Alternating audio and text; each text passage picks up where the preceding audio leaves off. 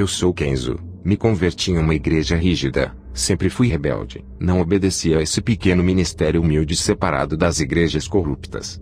O Senhor disse que iria me usar, mas eu não poderia querer fama e sucesso, porque no dia em que os homens me exaltassem, eu perderia todas as revelações que Deus me daria. Jogava bola de short junto com os ímpios. Um dia, Deus usou um vaso e me repreendeu. Ficava de camiseta regata dentro de casa. Um dia eu estava orando, e uma voz me repreendeu. Quando aceitei a Jesus, tive que jogar minhas correntes de pescoço no lixo. O Espírito Santo me incomodou. Depois de alguns anos vivendo uma vida santa, começou a nascer cabelos brancos na minha cabeça. Nesse tempo, eu já tinha mais intimidade com Deus. Quando fui pentear os meus cabelos, uma fumaça negra saía de meus cabelos. Quando eu dobrei os meus joelhos para orar, uma voz me repreendeu dizendo: "Por que queres mudar o que eu criei? Não aceita a sua natureza? Sabes que o curso natural é envelhecer e morrer." O Senhor me fez lembrar em 1 Pedro 1:24 que diz: "Porque toda carne é como uma erva, e toda a sua glória é como a flor da erva, secou-se a erva e caiu a sua flor." Em Jó 14:2 diz: "Nasce como a flor e murcha, foge também como a sombra e não permanece." Depois daquela repreensão, nunca mais eu pintei os meus cabelos. Vou confrontar vocês com o meu testemunho. Tenho sido odiado por falar a verdade. Prefiro agradar a Deus do que o homem. Não vou diminuir esse testemunho e também não vou aumentar, ou dizer coisas agradáveis somente para alisar o ego de quem está assistindo. Quero confrontar os pecados ocultos e denunciar as falsas lideranças. Fui em uma igreja onde eu vi um pastor que realizava milagres e curas. Pessoas eram curadas de enfermidades incuráveis. Aquele homem assoprava, e pessoas que estavam em sua frente caíam no chão. Ele tinha grande autoridade espiritual. Onde ele colocava as suas mãos, coisas aconteciam. Pessoas rodopiavam quando ele colocava as suas mãos em suas cabeças. Seu ministério era cheio de pessoas. Eu fazia visitas nessa igreja onde esse pastor ministrava. Eu queria adotar o mesmo estilo de pregação dele, e fazer grandes sinais em meu ministério, mas eu não tinha o mesmo dom de sinais desse pastor. Seu nome é Charles Mark Bavin, sua igreja era próspera, ele vivia fazendo a obra em várias igrejas da cidade, na cidade de Denver. Eu comecei a orar a Deus pedindo o mesmo dom do pastor Charles, mas Deus não me respondia. Eu não congregava no ministério desse pastor, minha igreja era simples. Um dia, Deus usou um vaso, e disse que iria me dar um ministério próprio. Eu já era casado na época. Fui para casa buscar confirmação de Deus. Dobrei os meus joelhos. Uma voz me dizia: "Vou colocar um ministério em suas mãos. Vai ser uma igreja diferente, onde você vai congregar. Eu não quero que faça teologia. O meu Espírito Santo irá lhe ensinar assim como ensinou Paulo, e fez ele escrever vários livros do Novo Testamento. Eu lhe ensinarei de um modo como nenhum pastor ensinou. Revelarei os meus mistérios, e tu ensinarás esse rebanho que colocarei em suas mãos. Tudo o que eu falar a ti, ensinarás às minhas ovelhas, será responsável por elas, e no dia do arrebatamento, me darás as ovelhas que lhe dei." Comece a ler de Gênesis até Apocalipse, ore e jejue. Vou revelar coisas novas as quais estão encobertas pelos olhos dos sábios. Eu tenho ocultado aos teólogos que não me buscam, tenho ocultado aos soberbos, mas aos humildes revelarei. Seja um servo humilde, faça uma aliança comigo hoje como o apóstolo Paulo fez, e verás a diferença que farei em tua vida. E Deus me deu um ministério. Sempre mantive a simplicidade de pastor, comparado aos pastores que tinham salários altos de suas igrejas. Nunca dependi do dinheiro de igreja. Eu poderia viver da obra de Deus e viver servindo ao povo 24 horas, mas eu escolhi não sobreviver da obra para que sobrasse dinheiro para ajudar os necessitados. A obra de Deus não é para enriquecer pastor, é para ajudar os necessitados. Sou empreendedor de um negócio próprio, não sou empresário. O que eu ganho vivo com minha família, e ainda ajudo a obra de Deus. O dinheiro tem sido um grande problema para os egoístas que pensam em si mesmos, e tem aprisionado muitos que se alegam, levando à condenação de suas almas. Irmãos, eu aprendi coisas novas, o Espírito Santo me ensinava. Não posso dizer que tudo que aprendi com meu ex-pastor foi em vão, serviu para eu compreender as novas revelações de Deus. Quando eu comecei o ministério justamente na direção em que Deus me falou, eu não coloquei campanhas de milagres oferecendo tudo o que o povo queria. Não vou oferecer o que Deus não pediu para oferecer. Não vou negociar as bênçãos de Deus para ganhar almas. Eu quero que venham buscar a Deus por amor. Eu me desfiz de qualquer método humano para ganhar almas. Não estou dizendo que é pecado usar a inteligência, estratégias para ganhar almas, desde que não fira a palavra de Deus. A melhor direção é a divina, aquela que vem do céu. Tem pastores que colocam teatro dentro da igreja. Isso é coisa de filme de Hollywood, algo diabólico. Por privar o meu ministério dos planos humanos de ganhar almas, passei por lutas no meu ministério. A igreja que eu fundei estava seca, só tinha eu, minha esposa e mais um irmão. Enquanto as outras estavam cheias, vários irmãos disseram que eu tinha que chamar cantores evangélicos, preletores famosos para atrair multidões. Eu disse para o irmão, se as pessoas não vão vir adorar a Jesus, não trocarei ele por outros que roubem a sua adoração. Ele me deu esse ministério e está nas mãos dele. O irmão disse, seu ministério vai fechar. Eu respondi, se fosse o meu ministério, eu acredito que fecharia, mas esse ministério não é meu. Eu disse para o irmão, abra a palavra para mim. Aquele irmão abriu a palavra, e caiu em Apocalipse 3, 7-8 que diz, e ao anjo da igreja que está em Filadélfia escreve, isto diz o que é santo, o que é verdadeiro, o que tem a chave de Davi, o que abre e ninguém fecha, e fecha e ninguém abre, conheço as tuas obras, eis que diante de ti pus uma porta aberta, e ninguém a pode fechar, tendo pouca força aguardaste a minha palavra, e não negaste o meu nome. O irmão me disse, Deus é contigo. Foram 6 meses de oração naquela igreja humilde, o Espírito Santo começou a enviar vidas para aquele lugar. Em um ano, o meu ministério lotou de pessoas sem precisar oferecer bênçãos, carros, casas e curas. O Espírito Santo curava, dava dons, várias pessoas se consertaram e largaram o pecado, renunciavam ao mundo. Irmãos de outros ministérios largavam seus pastores para congregar comigo. Isso causava ciúmes em vários pastores que só pensavam em somar, ajuntar, mas não sabiam doutrinar. Todos os que congregavam comigo diziam que tinha algo diferente no ministério que Deus me deu. Eles sentiam Deus bem pertinho deles. Eu disse, vocês querem saber qual é o segredo desse ministério? Jesus é o cabeça, ele está na direção. Obedecemos suas doutrinas enquanto as outras igrejas têm como cabeça os líderes, não Jesus, e não obedecem suas doutrinas, entristecem o Espírito Santo pelas suas insubmissões. As igrejas ficam frias sem a presença de Deus. Todas as almas que vinham para a igreja, era porque eu seguia a direção de Deus.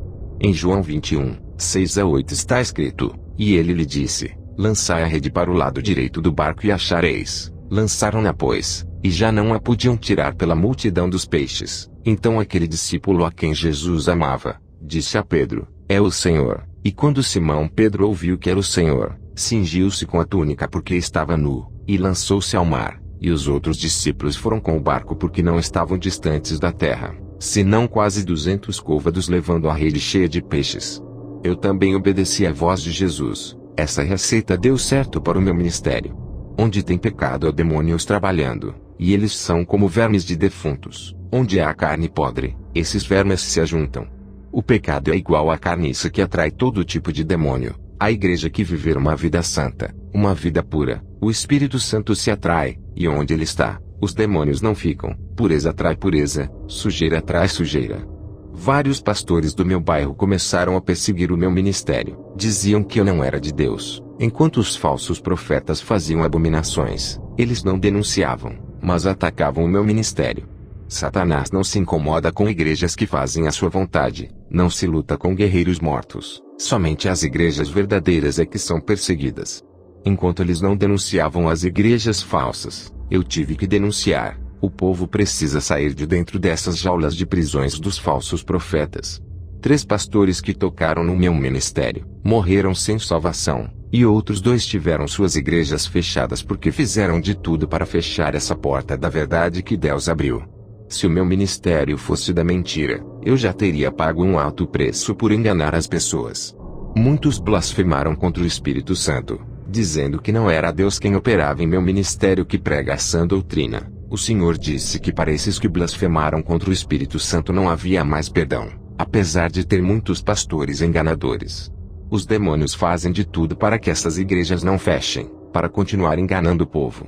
Eles vão enganar até quando Deus quiser. Os seus dias estão chegando onde Deus dará final por todas as suas maldades. Depois de abrir o ministério, recebi o dom da visão. Quando ainda era adolescente, recebi uma profecia de que Deus me daria o dom da visão. E Deus cumpriu, me dando um dom especial por eu dedicar minha vida a Ele. O propósito desse dom é o de combater o espírito da mentira que está entrando nas igrejas. No começo, quando os meus olhos se abriram para o mundo espiritual, fiquei assustado. Vi vários demônios andando no meio do povo, e outros voavam pelos ares. Fiquei apavorado. No outro dia, tudo estava normal. Parecia que eu tinha perdido o dom da visão. Depois os meus olhos se abriram, e enxergava o mundo espiritual de novo. Quero lhe dizer que o dom da visão é como qualquer outro. Quem recebeu o dom da cura, não vai sair curando todo mundo. Um dia várias pessoas são curadas através da oração. No outro dia ninguém é curado com a mesma oração. A mesma coisa são os preletores que receberam o dom da palavra. Vai ter dia que na sua pregação converterá várias pessoas. Vai ter dia que ninguém vai se converter. O dom da visão que eu tenho não era diferente. Tinha dias em que era permitido eu ver, e haviam dias que não. Eu apenas via a rua da minha casa e as árvores da minha rua. Nem sempre os meus olhos viam o mundo espiritual. Deus só mostra o que Ele quer, e se Ele não quiser mostrar, fechará os nossos olhos. Ver todos os dias o mundo espiritual não seria bom para minha mente. Isso tiraria o meu foco da realidade do nosso mundo. Graças a esse dom, eu podia ver o que acontecia por detrás das cortinas desse mundo. É um preço que eu pago por eu ter recebido.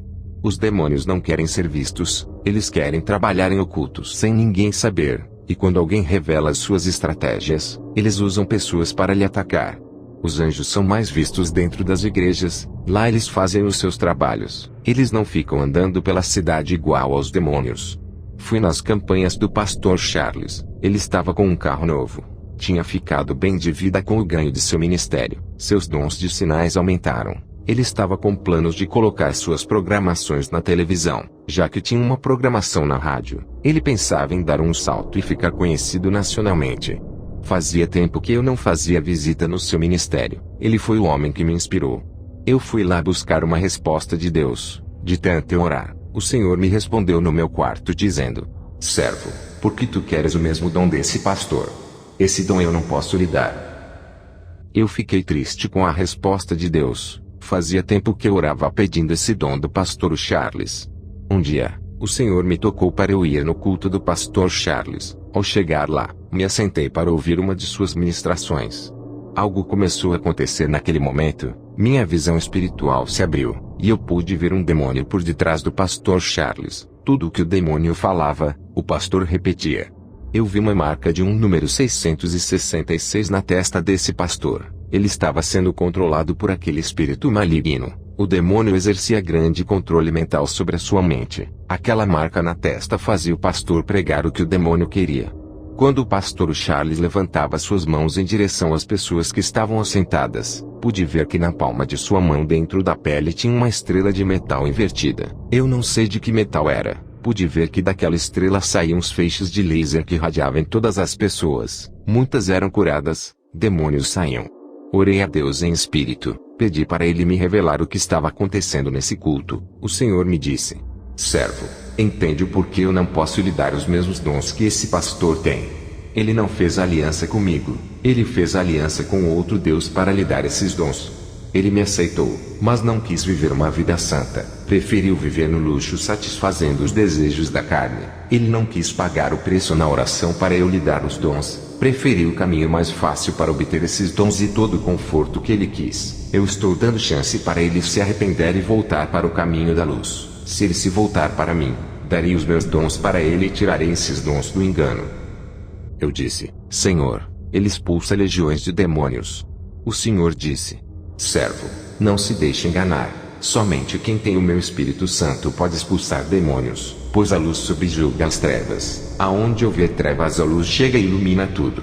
Um pastor que tem demônio não pode expulsar outro demônio, pois ambos estão em trevas, o pastor e a pessoa que tem demônio. Lembra da minha palavra que eu disse quando estive na terra? Mas os fariseus, ouvindo isto, diziam: este não expulsa os demônios senão por Beelzebu, príncipe dos demônios. Jesus, porém, conhecendo os seus pensamentos, disse-lhes: todo reino dividido contra si mesmo é devastado, e toda cidade ou casa dividida contra si mesma não subsistirá. E se Satanás expulsa Satanás, está dividido contra si mesmo, como subsistirá, pois, o seu reino? Mateus 12, 24 a 26. O Senhor dizia: Servo, esse pastor não pode expulsar demônios. Ele tem pacto com eles. Não há reino dividido entre demônios. Tudo isso é uma farsa. Os demônios precisam usar alguém para enganar. Esse pastor é um instrumento dos demônios. Os demônios querem que as pessoas confiem nesse pastor do engano para ganhar as almas de uma congregação inteira. Os demônios realizam muitos sinais para que esse pastor nunca perca o crédito e continue a enganar com esse falso evangelho. Esse pastor é referência. Muitas pessoas confiam em seu ministério, acreditam que é o meu espírito que usa ele. Por isso, quando ele dá ordens aos demônios, eles saem para não manchar o seu ministério, e assim o espírito da mentira continua a reinar. Quando a voz do Senhor falou, eu fitei os meus olhos no pastor Charles. Ele desceu do púlpito e colocou sua mão onde foi introduzida essa estrela invertida no estômago de uma mulher. Ele revelava que aquela mulher tinha câncer. Ele expulsava o câncer, via aquele câncer sair como uma bola e entrava dentro da mão do pastor. Parecia que aquela estrela que estava introduzida dentro da sua mão tinha um imã que puxava. Depois, ele colocava sua mão para orar por um homem. Aquela bola saía de sua mão e entrava dentro daquele homem enquanto aquela mulher era curada. O homem ficava com o câncer dela. Percebi que o diabo não curava, apenas transferia as enfermidades para outros corpos. Depois eu vi um grande show com efeitos tecnológicos, luzes piscando para atrair os jovens. Tudo isso chamava a atenção da multidão. Havia uma estratégia humana para atrair pessoas. Havia muita manipulação da fé dentro dessa igreja. Os demônios cegavam os entendimentos daquelas pessoas através dos sinais. Tudo isso distraía as pessoas, segurava as suas atenções, não deixava elas pensarem no que havia de errado ali. O espírito do engano estava ali, mas muitas igrejas estão seguindo as mesmas técnicas de manipulação. Os demônios fazem aqueles cultos ficarem atrativos para chamarem atenção, fazendo eles não enxergarem o que estava de errado por detrás desses ministérios. Irmãos, eu enxergava demônios dentro dessas igrejas. Eu não vi Deus ali, não havia nenhum anjo ali. Tudo estava entregue nas mãos dos demônios. Eu visitei várias igrejas onde tinha demônios. Havia também anjos, mas naquela igreja não vi nenhum anjo. Fui embora para minha casa triste. Nunca mais colocaria os meus pés naquela igreja. Eu pensava que toda a igreja era de Deus, mas muitos abrem para propósitos malignos, pessoas usadas pelos demônios.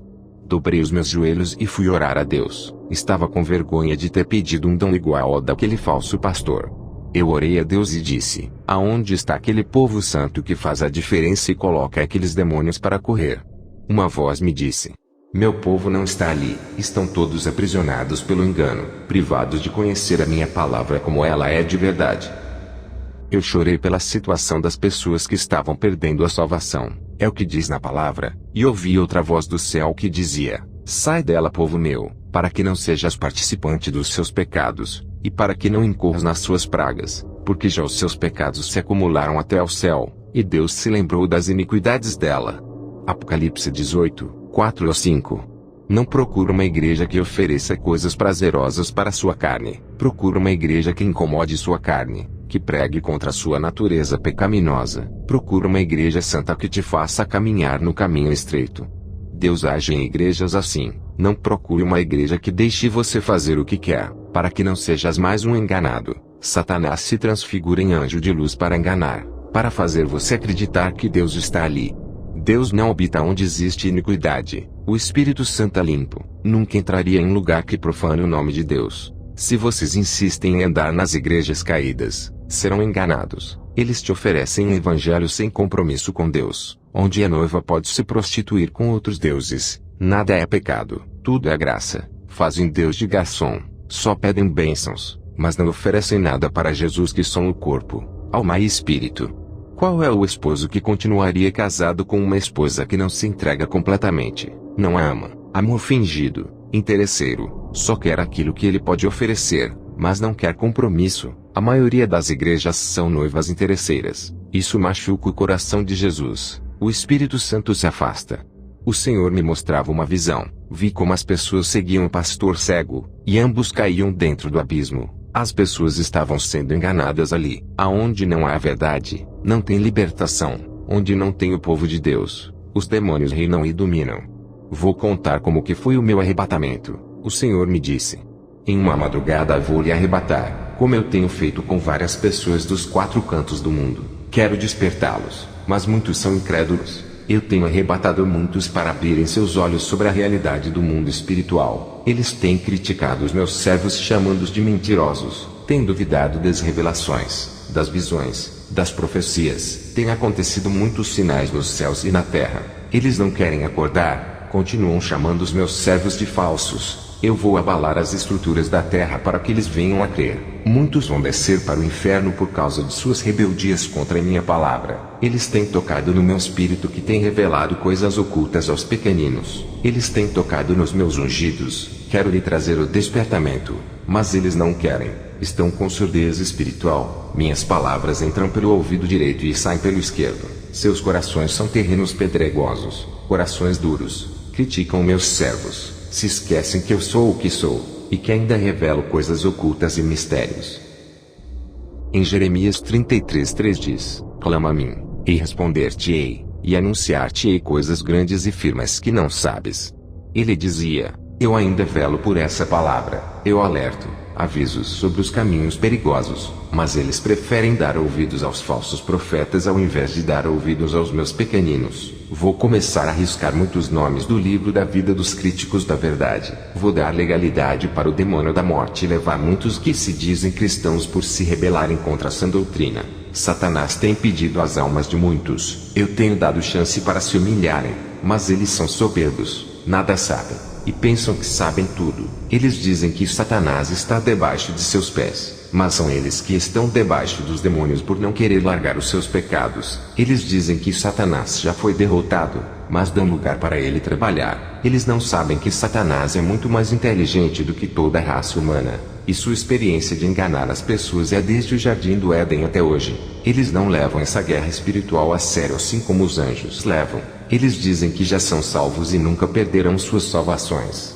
Uma vez salvo será salvo para sempre, mesmo que venha a pecar. Isso traz tranquilidade e falta de vigilância em suas vidas espirituais, e Satanás se aproveita de pequenas aberturas e entra em suas vidas. Vou te levar ao inferno, e mostrarei somente os lugares de cristãos que foram vencidos por se acomodarem em seus pecados.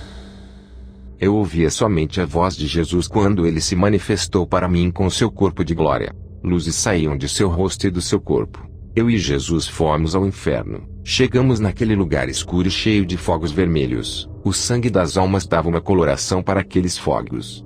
Cheguei em um lugar onde tinha os desviados que saíram da igreja, e um outro grupo de desviados dentro da igreja. Eles faziam parte das igrejas, mas não viviam a palavra. Eu fui em um lugar onde vi irmãos que tinham blasfemado contra o Espírito Santo. Perguntei a Jesus, quando foi que essas pessoas blasfemaram contra o Espírito Santo? Ele me respondeu: quando o Espírito Santo usa uma pessoa que vive na santidade, e alguém diz que aquela pessoa está sendo usada por demônios, estão chamando meu espírito de monstro. Isso é uma ofensa, e quando morrerem, serão chamados de monstro aqui no inferno, viverão em grande sofrimento, não há perdão para quem blasfemar. Vi pessoas católicas que blasfemaram e zombaram do Espírito de Deus, vi pastores que blasfemaram do Espírito Santo também. Jesus passou perto de um bispo, e ele pedia perdão por blasfemar. Jesus disse: qualquer que blasfemar do meu espírito, sua condenação é certa. Vi um irmão que blasfemou do meu ministério, dizendo que os demônios me usavam nas visões e revelações. Ele blasfemou do Espírito de Jesus. Eu fui em um lugar onde vi vários irmãos que andavam de short pela rua, andavam de camisa regata. Outros andavam sem camisa causando escândalos à palavra. Eles estavam no inferno. Eram pastores, bispos e apóstolos que pintavam os cabelos, faziam tatuagens, tratavam o templo do Espírito Santo como se fosse o templo do mundo. Vi pastores que usavam correntes no pescoço, pareciam rapper, usavam roupas largas, estavam no inferno. Uma irmã de salto alto pedia perdão e chorava. Essa irmã tinha um espírito de sedução, andava rebolando de salto alto. Pastores e bispos que tinham mais de 2 casamentos e estavam casando pela 3ª vez, banalizavam o matrimônio sagrado que Deus deixou, fazendo escândalos no meio evangélico. Eram crentes carnais que se divorciavam para se casarem quantas vezes quisessem, morreram sem pedir perdão pelos seus pecados e estavam no inferno.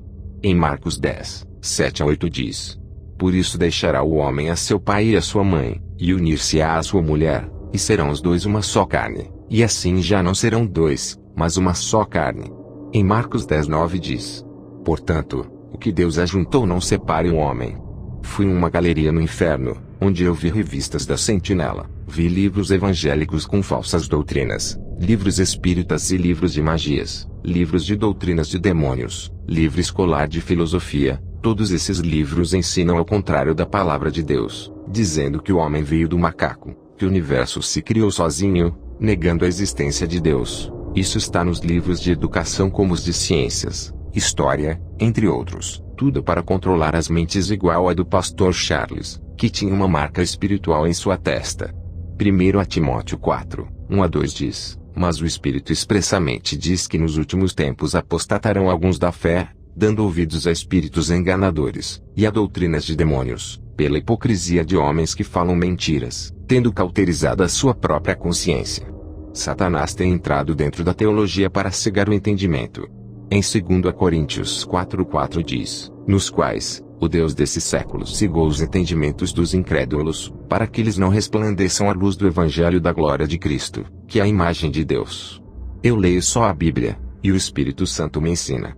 E demais disto, filho meu, atenta, não há limites para fazer livros, e o muito estudar é enfado da carne. De tudo o que se tem ouvido, o fim é: teme a Deus e guarda os seus mandamentos, porque isto é o dever de todo homem. Eclesiastes 12, 12-13. Livros de teologia cheios de ideologias humanas não acrescentam nada de santidade.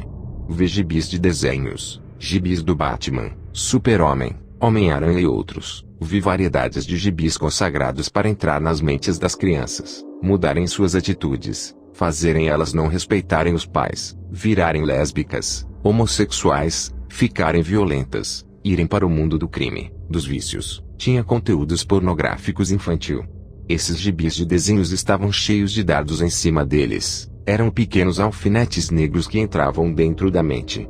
Vi brinquedos consagrados a demônios como bonecas femininas. Existia uma variedade de bonecas que continham pequenos demônios dentro delas. Essas bonecas traziam tribulação para os lares, deixando as crianças perturbadas. Vi também bonecos masculinos que traziam demônios mirins. Fui em um lugar onde tinha vários adolescentes rebeldes que brigavam com os pais, e eles estavam ali por serem viciados em games. Os demônios possuíam essas crianças, deixando elas rebeldes. Esses demônios saíam de dentro de jogos de videogames. Muitos jovens estavam ali, tinham sonhos, planejavam futuros, mas morreram com tudo isso. Todos os seus projetos morreram ali. Que tristeza ver a nossa juventude se perdendo. O futuro da igreja está sendo destruído. Satanás armou um plano para destruir as crianças e jovens para não ter mais igrejas. Ele está formando uma geração incrédula através de desenhos e filmes. Essa geração adorará o anticristo. Eu vi todo o seu plano no inferno. O Senhor Jesus disse: conte tudo o que viu, mas aqueles que não acreditarem no seu testemunho serão os joios. Eu cobrarei desses, e lançarei os joios que lhe perseguirem no fogo. Eu arrebato os meus servos por amor. Eu não quero ver ninguém no inferno. Eu choro por cada alma que desce a esse lugar. Mas eles não querem ouvir. Eles esquecem que sou amor, mas sou justiça e pune os rebeldes. O Senhor e eu subimos para a terra. O Senhor disse para mim: quem profetizará sobre os ossos secos dessas igrejas, já que os falsos profetas não deixam os meus servos pregarem a verdade? Eles dizem que não largam o pecado porque o Espírito Santo não testificou em seus espíritos. Mas o Espírito Santo não pode testificar em espíritos mortos. Eles estão afastados de mim, longe de meus caminhos, não ouvem a minha voz, não sentem o meu espírito que está tão perto deles. Eles perderam as sensibilidades espirituais. 90% dessas igrejas não subirão, apenas 10% vão subir. Em Levítico 27:30 diz: também todas as dizimas do campo, da semente do campo, do fruto das árvores são do Senhor, santas são ao Senhor. Essas foram as suas últimas palavras. O Senhor me deixou em meu quarto onde meu corpo estava. No dia seguinte, contei na igreja onde pastoreio. Depois dessas revelações eu fiquei muito rígido, porque Satanás não brinca. O Senhor Jesus não está feliz com a situação das igrejas. Estão mortas na sua maioria. Depois eu tive uma visão. Vi vários altares quebrados. Eram poucos que estavam de pé. A maioria estavam em ruínas. O Espírito Santo me disse: o noivo não buscou a noiva ainda porque são poucas as que estão preparadas. Ele quer mais colheitas de almas. É preciso os altares serem restaurados, serem levantadas essas ruínas, para que o número de noivas aumentem. Faça essa oração comigo. Senhor Jesus, hoje me arrependo dos meus pecados. Creio que o Senhor derramou seu sangue para me salvar, deixando o seu trono de glória para morrer uma morte terrível de cruz. Sei que não tenho andado nas trilhas de seu caminho que lhe agrada, resistir às tentações como o Senhor resistiu. O Senhor é o meu Salvador e o meu Libertador, ressuscitou da morte e ascendeu ao céu. Um dia virá com toda a sua glória. Eu quero subir contigo. Eu creio que pertenço a ti. Sou seu filho e herdeiro de suas promessas. Hoje faço uma aliança contigo, igual àquela que tu fizeste na cruz. Amém.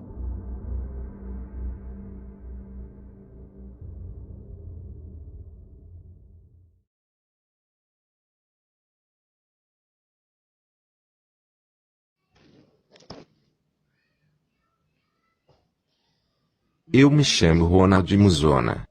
Venho em defesa de Robert Atsushi para falar a respeito dos escândalos e calúnias que a internet está fazendo por ele abominar as mídias.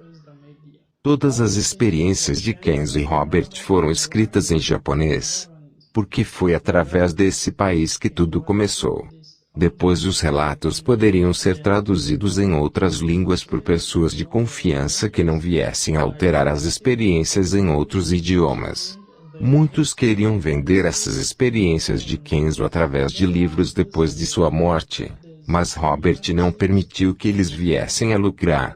Um brasileiro descendente de japonês chamado Diogo Tanaka que mora no Japão se ofereceu para traduzir na língua portuguesa. Esse foi o primeiro idioma que traduziu as experiências do original. Diogo Tanaka queria escrever os livros na língua portuguesa para vender, mas Robert disse que não podia ser comercializado. Diogo apoiou o ministério de Robert e ganhou a sua confiança até ter alterado a primeira experiência de Kenzo. Kenzo começou o seu ministério na cidade de Timisoara, depois em Croacia na Romênia onde morou em 3 cidades desse país. Ele não começou o seu ministério em Denver nos Estados Unidos, e muito menos ter nascido lá igual Diogo Tanaka relatou na primeira experiência de Kenzo. Ele fez missão nos Estados Unidos passando por várias cidades, e teve a sua primeira experiência de arrebatamento e depois voltou. No segundo arrebatamento que ele teve ao voltar nesse país, ele tinha voltado a fazer missão em outras cidades americanas em lugares pobres. Depois de retornar ao seu lar, ele perdeu a esposa que foi embora e a sua casa foi destruída. Kenzo nunca falou em seu testemunho que nasceu em Denver, e nem Diogo afirmou isso quando traduziu. Apenas colocou que ele morava em Denver. Diogo alterou a cidade tirando as originais e colocou outra cidade, mas as visões ele não alterou quando as traduziu. Foi nos Estados Unidos que Kenzo conheceu Michael Watson e a sua irmã Kimberly, que foram impactados pelo seu ministério viajando para morarem perto do pastor se tornando seus membros. Depois da morte de Kenzo, eles ainda ficaram um tempo morando na Romênia que foi o primeiro país que Kenzo fez missão. Eles tinham esperança que mesmo depois da morte de Kenzo, a doutrina da igreja permaneceria, mas não conseguiram convencer a nova liderança, e retornaram aos Estados Unidos. O pastor Robert não está em Debrecen nesse momento, está percorrendo os países da Ásia fazendo a missão. Kenzo não é americano, ele é japonês, e nem Robert é americano. Mas ele gostava de fazer a missão levando o seu filho Robert quando ainda era criança junto com ele ao lado da sua esposa percorrendo várias cidades americanas. Quando ele envelheceu junto com a sua esposa, ele não levou mais ela por causa da idade avançada, e o seu filho havia se desviado. As visões de todas as experiências de Kenzo não foram alteradas, mas apenas o nome da cidade. Diogo Tanaka fez isso porque Robert não deixou ele escrever o livro na língua portuguesa para obter lucros. Robert só vai se pronunciar na internet se Deus permitir. Ele não vai desobedecer a Deus para obedecer ao querer do homem que deseja sua promoção através da internet. Eu também faço a obra de missão, e nesse momento eu estou longe do meu país. Fiquem na paz de Jesus. Amém.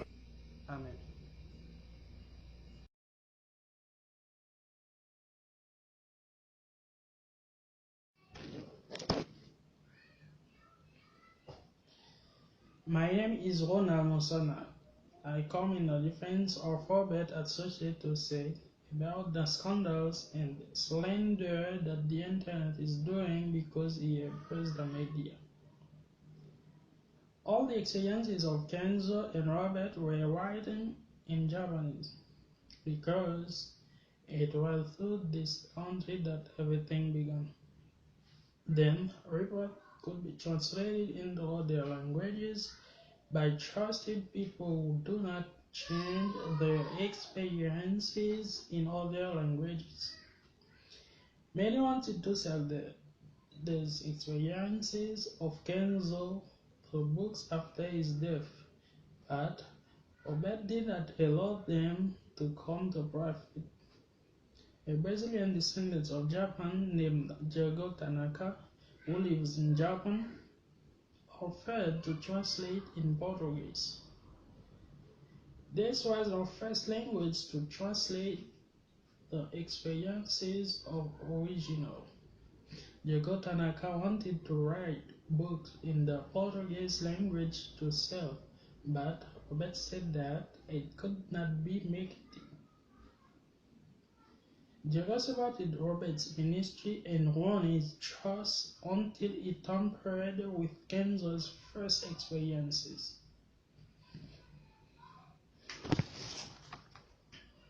Kenzo began his ministry in the city of Timisoara, then includes in Romania, where he lived in 3 cities of that country. He did not begin his ministry in Denver in the United States, let alone have been born there, as well as Diego Tanaka reported his Kenzo first experience. He made a mission in the United States, going through various cities, and had the first experience of rupture and then returning. In the second ravage, he had upon returning in that country, he had returned to the mission in other American cities, poor places. After returning to his home, he lost his wife, who was gone, and his house was destroyed. Kenzo never spoke in his testimony that he was born in Denver. Nor did Diego say that when he translated, he just stated that he lived in Denver. Diego altered the city by taking the original and placing another city. But the visions he did not change when he translated. Was in the United States that Kenzo met Michael Watson and his sister Kimberly, who were impacted by their ministry traveling to near the pastor making their members. After Kenzo's death, they still spent some time living in Romania. That was the first country that Kenzo did mission to. They hoped that even after Kenzo's death, church doctrine would remain, but they failed to convince the new leadership and returned to the United States. Pastor Robert is not in the Branson at this time. He is traveling the countries of Asia doing mission. Kenzo is not American. He is Japanese. Not even Robert is American, but he enjoyed doing the mission, taking his son Robert as a child along with him. Alongside his wife touring several American cities. When he grew up along with his wife, he did not take her because of old age, and his son had gone astray. The visions of all Kenzo experiences were not changed, just the name of the city. Diego Tanaka did this because Robert did not let him write a book in Portuguese to make a profit. Robert will only pronounce on the internet if God allows. He will not disobey God to obey the will of the man who wishes him promotion on the internet. I also do the work of mission, and at the moment I am far from my country. Stay in the peace of Jesus. Amen.